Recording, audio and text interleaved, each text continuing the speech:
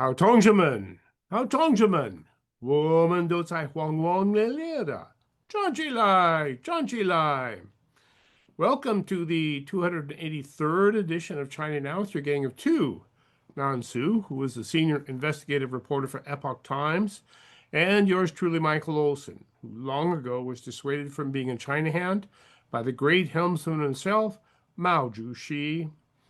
Each week, Nansu and I look out across the broad expanse of the Pacific Ocean from our home port here at SantaCruzVoice.com and ask China now, friend or foe, war or peace. Ni hao, Nansu. Hi, good afternoon, good morning, and good evening, depending where you are. That's right. Could be anywhere. Well, Trump is going for the really big art of the deal in Iran, and we're sitting on pins and needles waiting for it to happen. But I'm thinking he's having trouble finding somebody to deal with, Nansu. It seems like nobody is in charge over there in Iran, or maybe everybody's in charge. And Well, it doesn't matter, right? Trump has got all the best car in his hands, so he can wait. He's not in such a hurry. I didn't think about, what he did. I never thought about he just blockade the whole um Iranian exports. So now, the future of Iran is going to be no different than Cuba if they don't surrender. well, it's going to be interesting to see if Cuba succumbs to Trump's charms as well, because if Cuba goes and Iran goes, then my goodness, China is in a fix because it's losing most all of its support over there, all of its nation states that hang around with it. I still don't think it's going to be that easy. I think it's going to last for a while. It's going to last for a while. So if Yeah, you there are in, three reasons that I don't think Iran is going to be that easy. I think it's going to be very tough, and I'm going to have cover a little piece that Anthony Graceffo wrote in let's see, the Gateway Pundit about Mahdism, which is he describes the Iranian version of Shia Islam, and in his description, it doesn't look very favorable for making any arrangements with these people at all. So it's just going to be but I think we all knew that because we've been fighting this for 47 years. No, we've been fighting it since the Crusades. Yeah, It, it's true. so this is not going to be resolved in a way. And to say that Trump started this war, I don't think so. I think this war has been No, ongoing he's trying to finish a war and which is trying to started finish by it. Yeah. Iranian regime 47 years ago. Well, look what happened in the Gulf, in the Straits of Hormuz. Boy, we've seized an Iranian flag cargo ship out of China, loaded to the gills with Chinese made goods, and the ship refused to heave to or hove to. Hove to is the expression, and be boarded. So we shot a hole in its engine room, and it went dead in the water, and we captured it. Don't know what was in it because I haven't seen anybody report exactly what it was carrying from China. But Well, that ship, loaded its stuff in Canton Province, Zhuhai port. Now, Zhuhai is the port that famous for chemical material export. So, in the past, there have been reports that Iran get all its like ballistic missile material from China. right, So now the I rocket think fuel. right, rocky fields. Um so maybe they will find some of those materials on their ship now, but it also make me feel it's interesting that why their ship, after clearly being traced by the American American naval ships for 6 hours, repeatedly warned them to stop, and then they still want to move forward. They were You headed know? straight for the port in Iran and don't Yeah, even try. and if Yeah, they did carry that sensitive material, right? Now, first of all, it's an Iranian ship. It's not a Chinese ship. It's an Iranian ship. They probably have the communication with IRGC, yeah. right? And then IRGC ask them, just trying to get through it. I think that is that they want to drag China in. Is that a purpose there? Right? At least that they can Well, stop and wait a few more days. They don't want to. They know what's going to happen, and IRGC probably and for whatever the reason they insist that ship captain to continue to try to penetrate through the blockade by U.S. Navy. I think and that may be the other purpose there.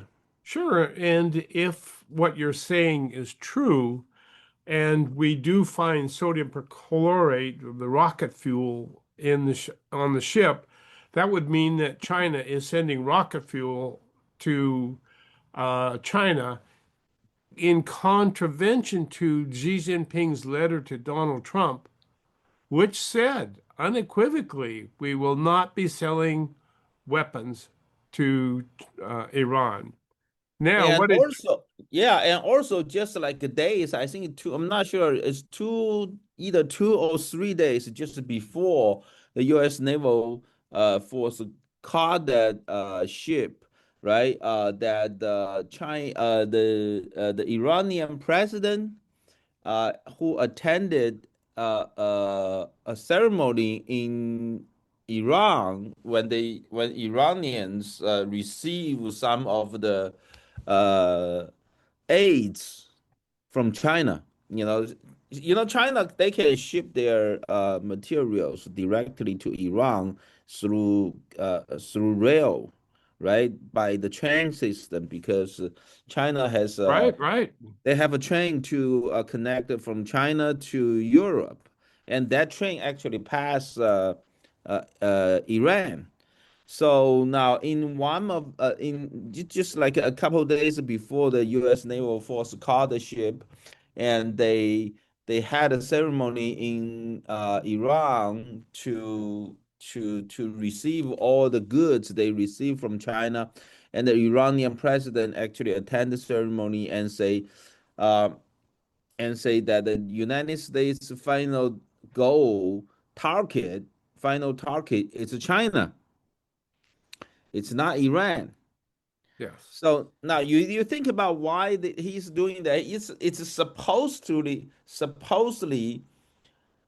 because everybody knows that, right? We know that our target is China. It's a CCP. Xi Jinping knows that, and that is the ceremony the Iranian president to attend supposed to say some good words to appreciate the CCP's help, but instead he brought up that subject, which which I think he may be in a very indirect way complaining he didn't get more help from the CCP, you know, because he doesn't have to say that, right? You just say a few good words, you receive the stuff, then you're done. But then he in that scenario, he actually purposely brought that subject up. I think he's like indirect. It's more like indirect complaining. The CCP didn't help Iran enough. We need more help. We need more rocket fuel. Yeah. And so we apparently have uh, boarded a couple more ships, or maybe just have taken them under tow. Uh, but evidently, Iran is doing the same thing. It is taking over ships in the straits, and they're using their little speedboats to race up on these ships and capture them, kind of like pirates. So it's hot and heavy. So whatever is going on there is not slowing down.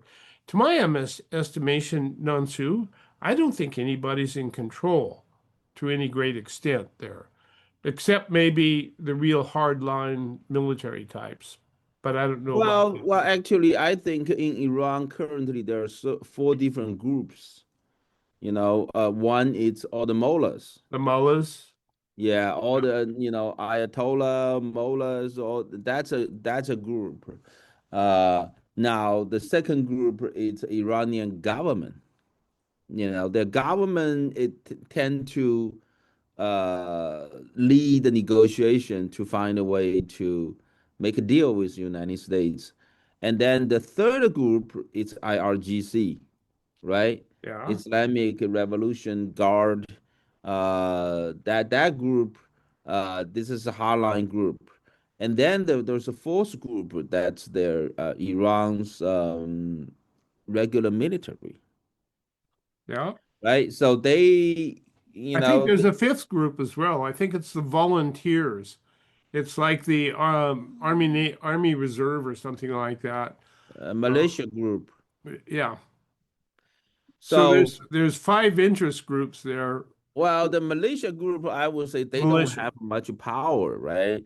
So the groups that's been in the power struggle, I think it's mainly therefore different groups. They are in the power struggle to make a decision, right? The militia group, they wouldn't have any power to get involved with this in this into this decision making process. Is there anybody there that represents the people of Iran? Well, that's different. What we're talking about there, the negotiation Right, between right. But is Iran. somebody uh, negotiating for the people? No, I don't think so. So I think that four different groups they contradict to each other, so they couldn't make the decision. I see three reasons that they don't want to make a deal with the United States. The first reason is that the Mullah group, right? The Mullahs group, they have been, ever since 1979, they've been yelling that that's to Israel, that's to America, and they're using the name of God, right? They say they got that, some sort of enlightenment from the God that the God wants them to do that, right? So now they have problem to explain to Iranian people, God changed his mind, right? And the Iranian people are smart. I guess what if they say God changed his mind, then people is going to ask, what make you think God changed his mind? Is it because the U.S. military too strong?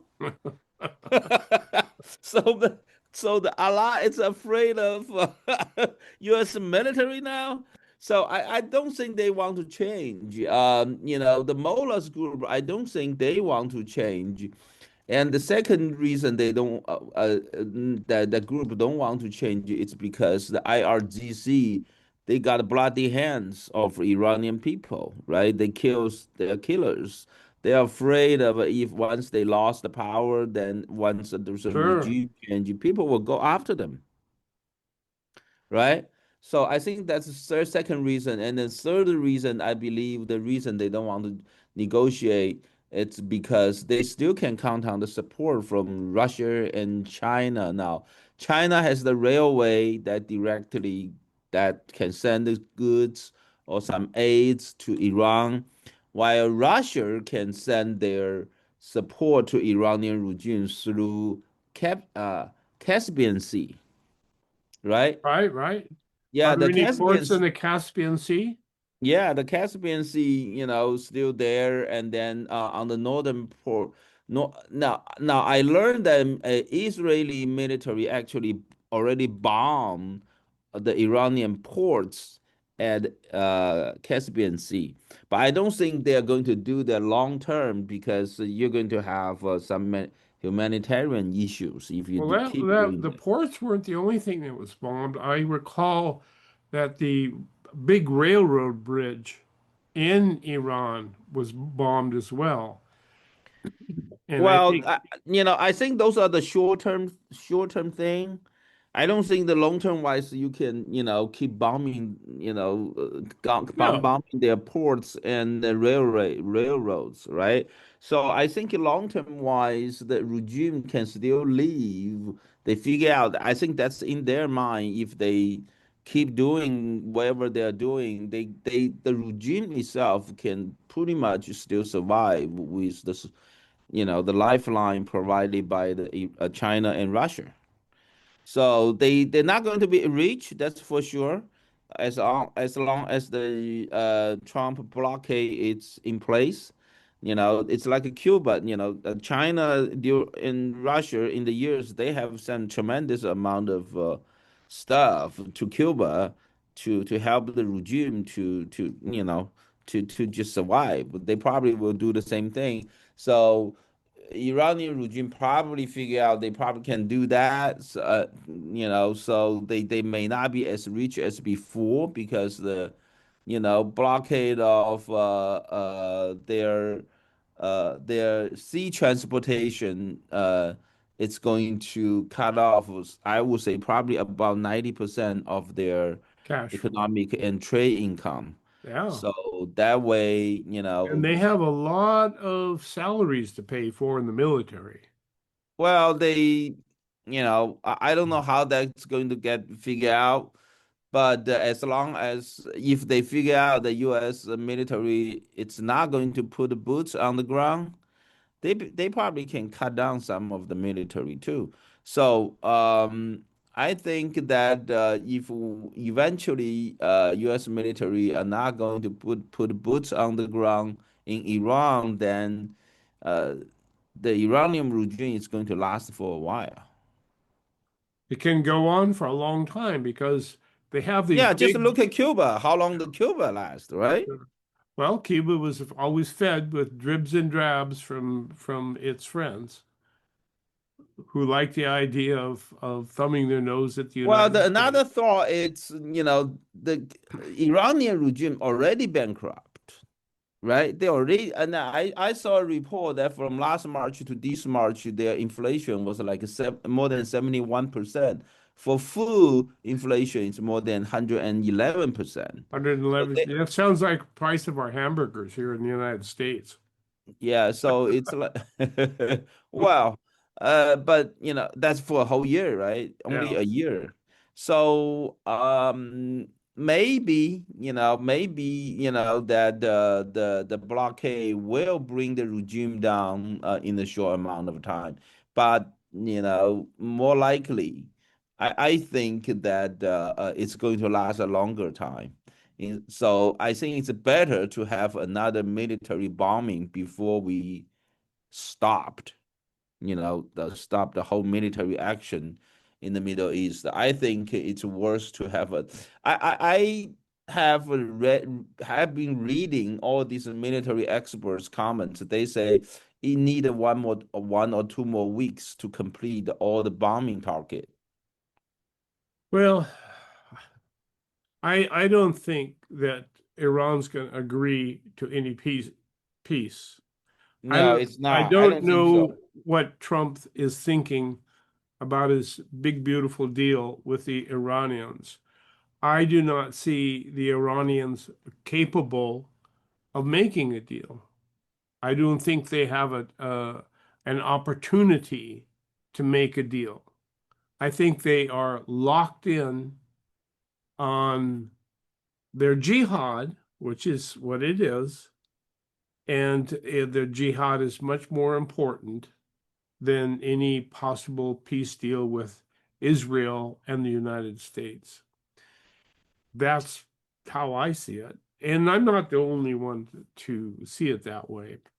Our friend Antonio Graceffo wrote a piece in the Gateway Pundit about Mahdism. Now, have you ever heard of Mahdism?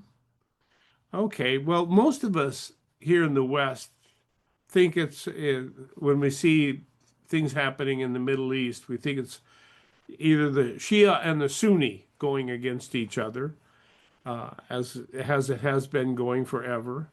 But the reality of Iran's theocracy, according to Graceffo, is far more complex and far more sinister than Shia versus Sunni. He says the Islamic Republic's ruling theology is not mainstream 12er Shia Islam. 12er Shia Islam, followed by roughly 85% of the Shia Muslims worldwide, and is recognized as Iran's official state religion. And here's where Graceffo steps in. He says, it's been transformed into a controversial fusion of apocalypticism, political mysticism, and quasi-divine claims of authority that Orthodox Shia scholars have explicitly rejected. What he's saying is that it's gone deep with respect to the religious fanaticism, and this religious fanaticism is really focused on the ICRG, who hold it to be their operating agreement. So this doctrine is widely opposed by the Shia establishment, particularly the Ayatollah Muhammad Kazem Sharia, something like that, who viewed it as an unjust and tyrannical. But it has been claimed that the Khomeini himself believed that he had achieved mystical reunion with God, and there he was. So he is talking with God, and God is giving him directions, and people are listening to him. And this is what we are faced with in Iran. Graceffo says the United States and Israel are not merely political adversaries in this framework. They are obstacles on the checklist, whose removal is a religious requirement for completing the sequence of bringing the Ayatollah back to Iran. It is essentially a self-assigned prophecy fulfillment program, with Khomeini casting himself in the Islamic Republic as the agents responsible for bringing about the end times on God's behalf. So they're looking to bring about the end times, which means the time when their Ayatollah will return. Yeah, well, So Graceffo says that's why I don't think the mullahs it's going to give up. It's they're going not to, going to give up. want Neither to is the make a deal. They don't want to make a IGRC. deal. So Graceffo says, taken together, the IRGC's hostility toward the United States and its drive to destroy Israel are understood internally as religious obligations, prerequisites for triggering the Mahdi's return. Quasi-religious political belief systems suggest that the IGRC would not easily stand down or surrender, regardless of how much damage is inflicted or how many lives are lost in pursuit of triggering the Mahdi's return. So this is a religious war.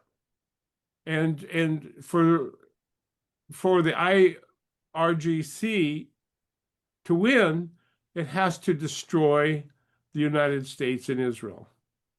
Yeah. So I don't see. So that's why I don't think the deal. Donald Trump, what kind of deal are you going to get from these people? Well, it doesn't matter. All it means is the U.S. is going to export more oils to the world, right? There it is. Well, with that, we're going to take a quick break. This is China Now, the 243rd edition with Don Su and Michael Olson. And you please do stay tuned because we will be right back.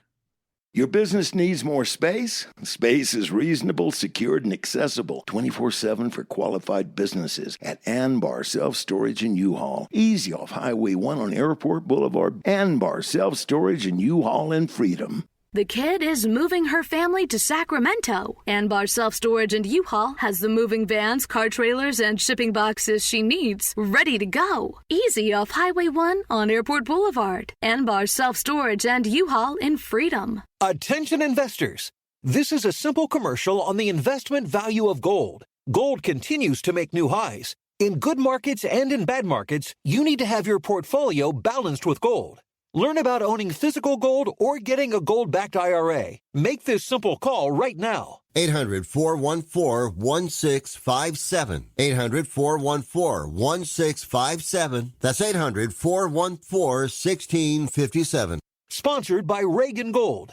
There's more than one way to enjoy the benefits of cannabis. Hi, I'm Johnny from the Hook Outlet in Capitola, Santa Cruz, and Watsonville. With topicals. The Hook Outlet has many topical preparations that provide localized relief for pain and inflammation of muscles and joints without psychoactive effects. The Hook Outlet has a friendly staff to help you select the right topical for your needs. Pain relief, anyone? Stop by and say hi at the Hook Outlet in Capitola, Santa Cruz, and Watsonville. Find us fast online at hookoutlet.com. The weather will change. Knox Roofing here. We all remember the story of the three little pigs. We all know the third pig hired Knox Roofing to do his roof. Every day he crawls into his home knowing no wind, no earthquake, fire, or even the big bad wolf can hurt his house. The weather will change for the good and sometimes not so good. Have a Knox roof installed on your home, and one thing you can be certain of, good security. I promise you that. The number to call is 461-0634. Thanks, folks. Oh.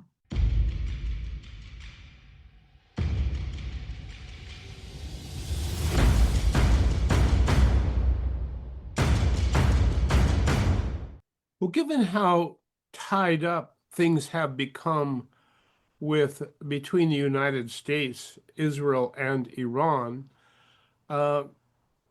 it could very well be that this would interfere with whatever Trump and Xi Jinping are thinking about cooking up in their meeting in a couple of weeks in Beijing.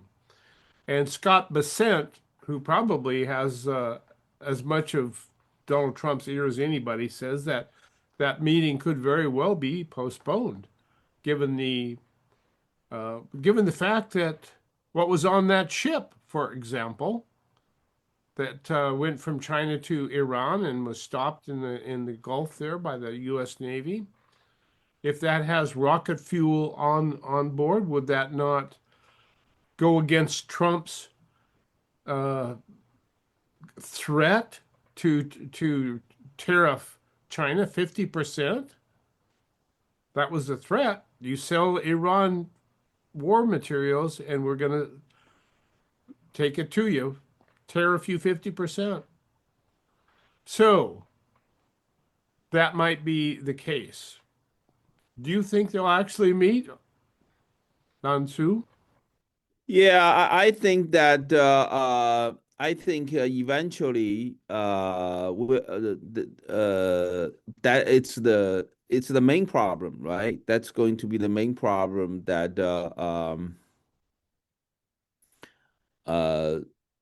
to us, we're going to find out if they're actually doing all that, and you basically how we're, China when Trump meets with Xi Jinping, he's going to make all that claim. He's going to talk about all that, right? Yes, this was my agreement. Now, what am I supposed to do? How am I supposed to save face here and let you get away with selling Iran rocket fuel? So it's getting pretty sticky-wicky when it comes to this. Don't know how it's going to work, but it's going to make for very interesting observation times for people like Nansu and Michael Olson, who try to read the tea leaves and see where things are going. A couple of interesting insights into our leaders here, Xi Jinping and Donald Trump.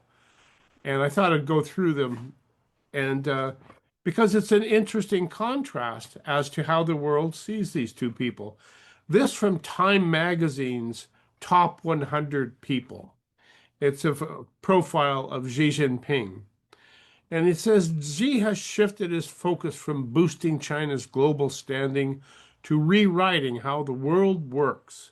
Last year, the China-led Shanghai Cooperation Organization unveiled plans for its own development bank and launched an initiative to amplify the voice of the global South, for which Asia's superpower is the self-appointed principal.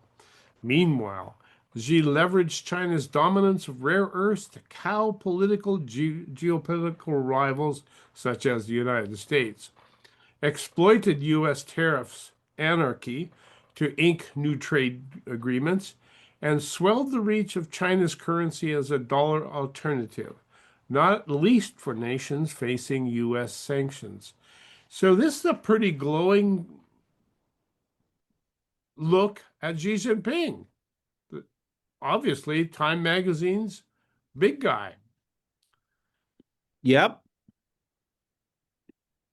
So this is how Trump sees himself from White House spokeswoman Olivia Wales. President Trump has undoubtedly restored American strength on the world stage, showing the entire world that the days of Biden-era weakness are over. The president has secured key trade deals, solved 8 global conflicts through his peace through strength policies, and built the greatest military in the world, whose results speak for themselves. The United States is respected again thanks to President Trump's leadership, and the president looks forward to visiting China, which he is expecting to be a very positive visit that will lay the groundwork for many positive results achieved in the coming years between our countries. Two different people headed in two different directions, coming together in May. I don't know.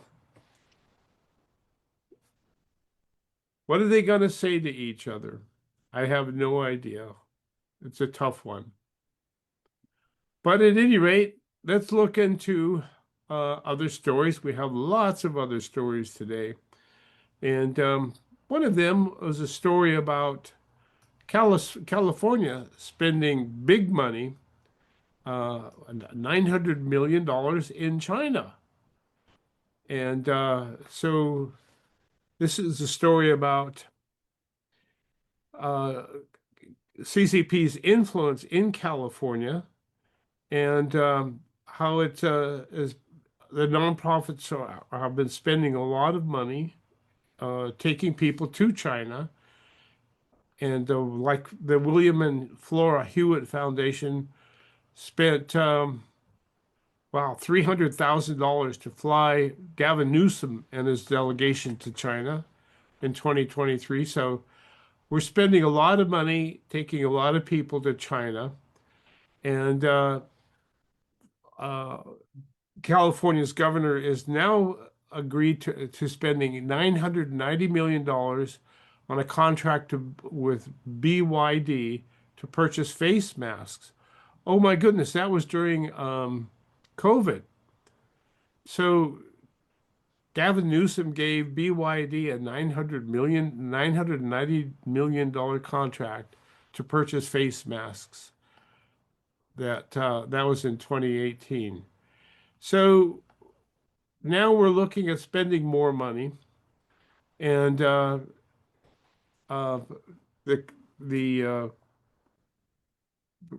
piece I'm reading is calling this under that they should be considering this. Why are we spending in California so much money in China? And this is something that the Epoch Times has been doing a great job of covering. So that's a question, Nansu. Why are we spending so much money in China? Well, I don't know. I don't know if they like China that much. What's the reason? I don't like it. I don't know why they like it. Because Well, I think that there's a lot of money that came and went with those things. yeah, even I don't think Gavin Newsom can even actually explain why he spent so much money just to purchase those masks from China. I mean, those masks are useless, basically. Yes, but those were panic times. Remember in 2018, everybody. No, those masks are even not as good as they say they are. That's the issue, right? Right. And it's also interesting to see the consequence of COVID is still weighing heavily on China, because there's a lot of people who had the second and third Chinese COVID shot have been passing on at a very early age. And the one thing they all had in common was the repeated doses of that COVID inoculation. So, wow, it still goes on. And it probably will go on when it gets right down to it.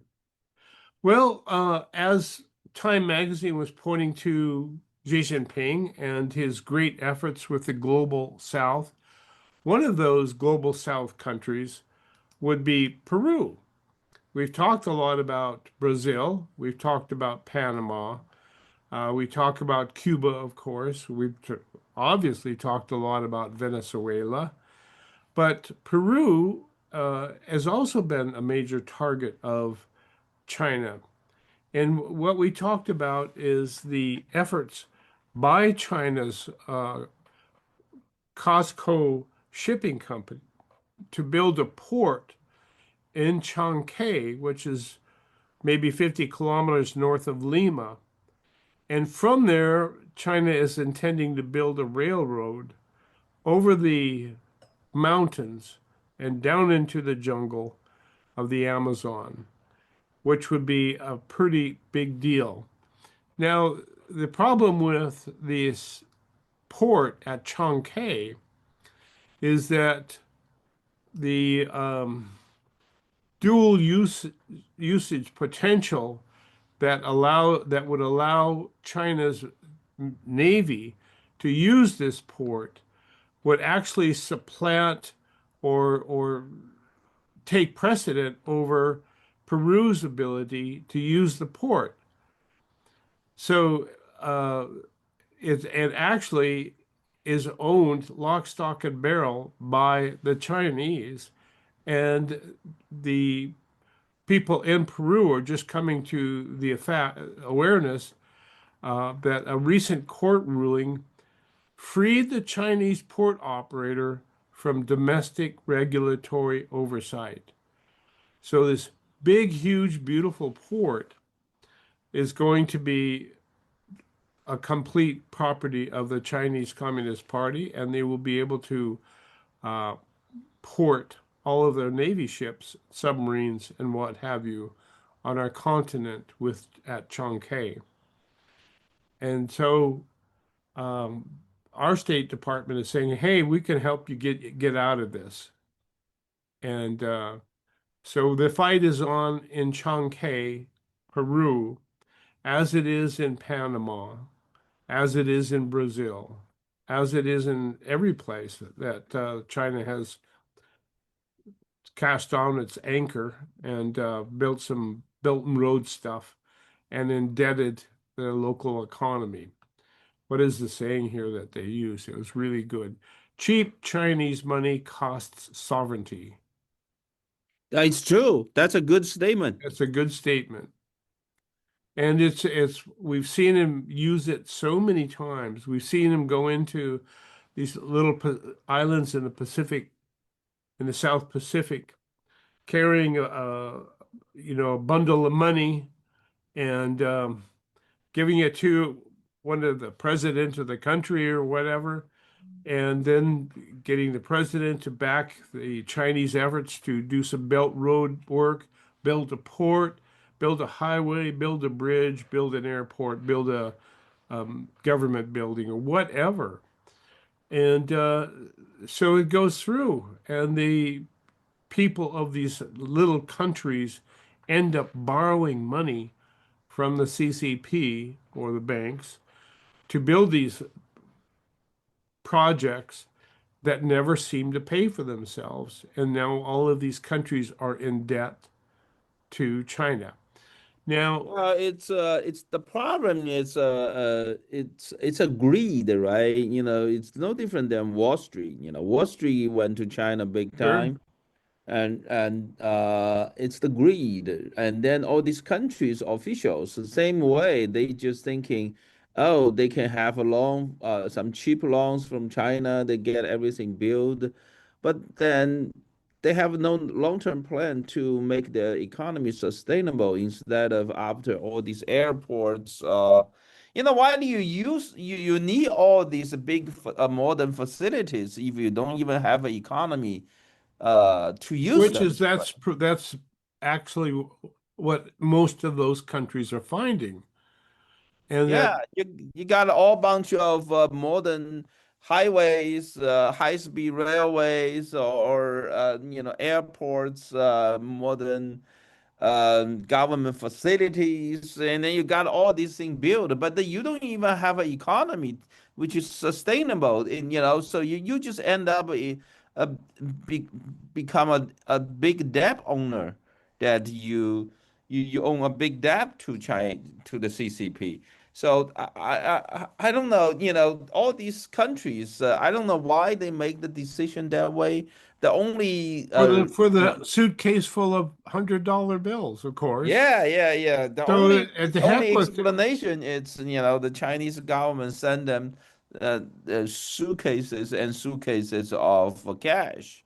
That's what motivate them to do it. sure. It's And a it doesn't corruption. matter. They don't really care if the projects don't really work or pay for themselves or indebt the country forever to China. They don't care because they have the suitcase of cash and they can go to Switzerland and live happily ever after. And that's exactly what China did and is doing, but it's not working because the projects don't pay for themselves. That is Non-student. correct. And so what happens then is that you get a population that's indebted to you. And what do you do with that population that owes more money to you than they can ever possibly afford? And what did they get for it? Maybe nothing. And what do they feel about you? What is their thinking about you now? Not so good. So now we see places throughout Africa, notably, where populations are rising up and literally chasing the Chinese out of town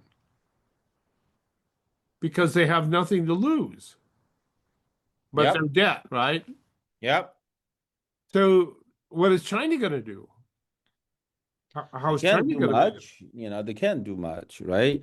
I think in China the more they have the CCP has a lot more challenges inside of their own system because economy is going down big time. It's like a free fall of a stone or something ever since 2023 after their real estate industry totally collapsed. Now, I think they just don't have much time and energy to deal all these issues all around the world. They have enough problem for themselves. So it basically it's just a perfect time to Trump to do all these things in Venezuela, Iran, Middle East, and Cuba, right? By the time maybe China, the CCP stabilize their economy, maybe, the whole world already changed. Maybe it's going to be interesting to see. I see that that when your banks lend to a project that can't possibly return any money, as so many of China's banks have done to the real estate sector by funding all of those uh, ghost cities, that things are going to start falling down. Now, the interesting thing about China's banks and the real estate industry is that they got the money, um, they lent the money to people who are obligated to pay it back. So now you have all of the people in China who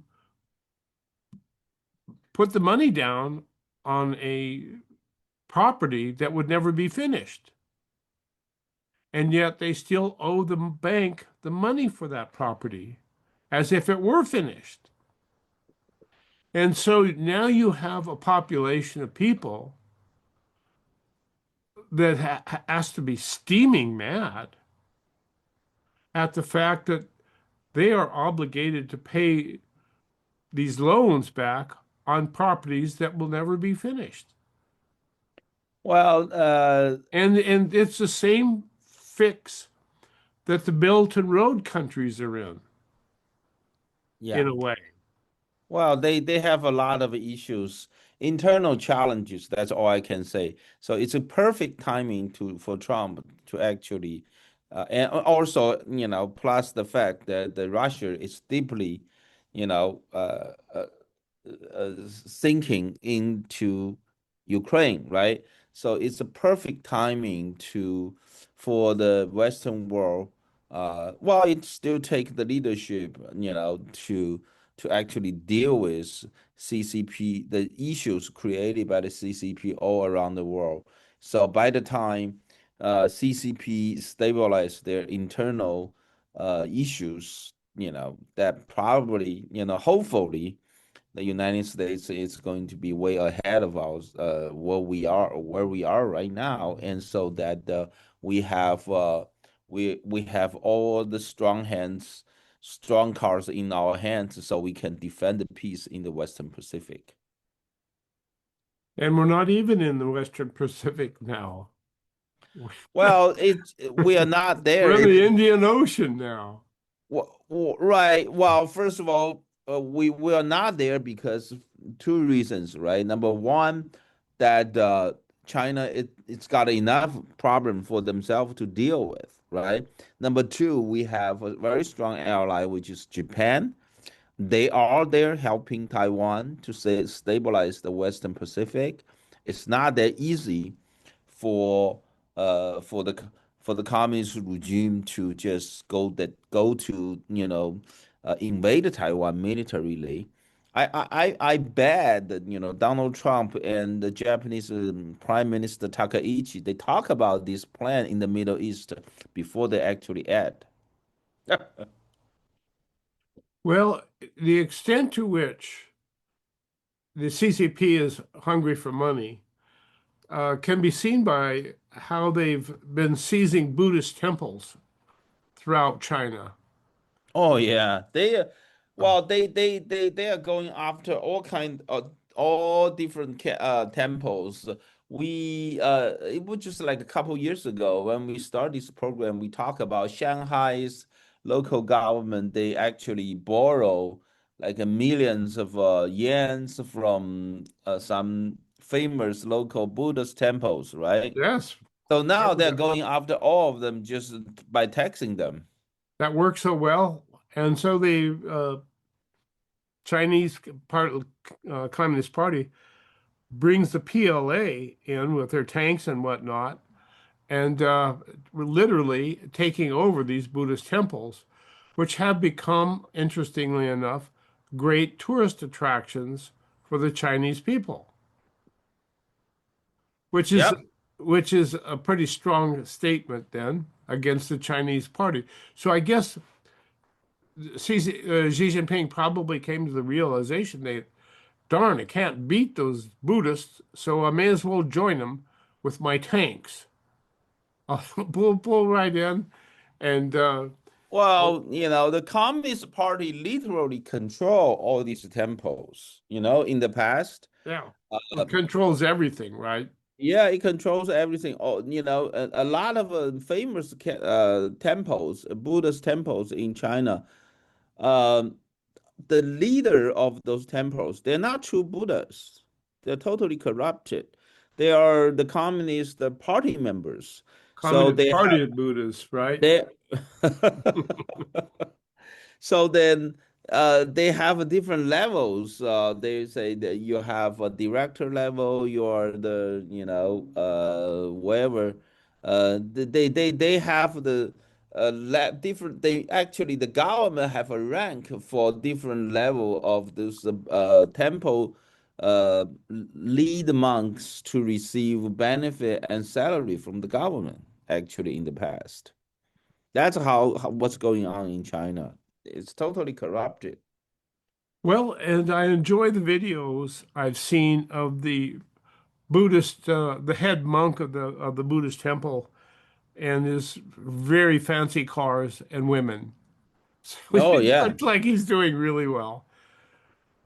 yep, it's true. And it's kind of it's interesting because it's just like the Chinese Communist Party, because those on top get the fancy cars and the women, and everybody else has to eat street food.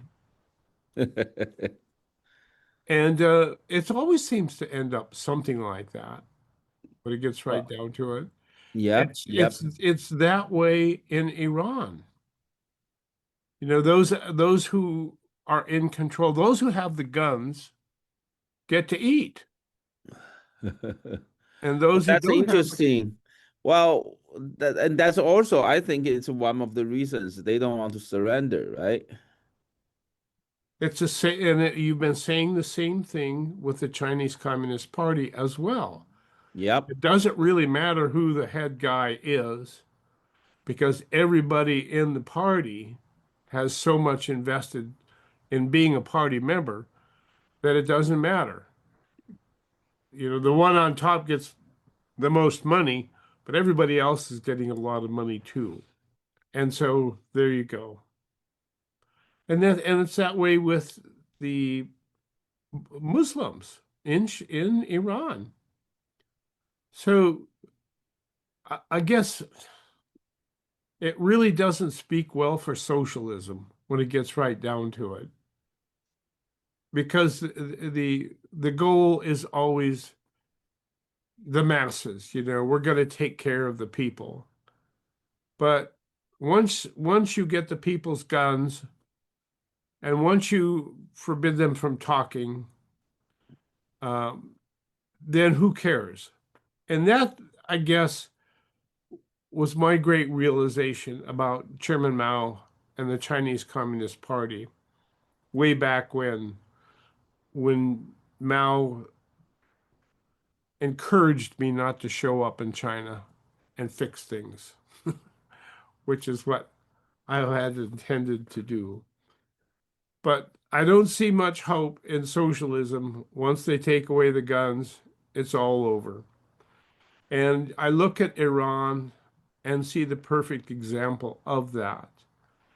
What can the Iranian people do with to overthrow these totalitarian fanatics without guns? Well, it's pretty hard to really pretty hard to answer the question. It's a good Now, question, Nansu, because it doesn't have an answer.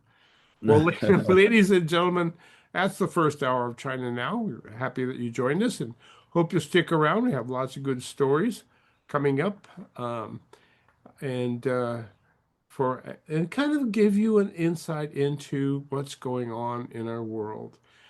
Will Xi Jinping and Donald Trump meet in Beijing in 2 weeks? So much, I think, is predicated on what's going on in the Gulf and the Straits of Hormuz and Iran. But we'll have to wait and see. It's happening right now. Stay tuned for next hour. We'll be right back.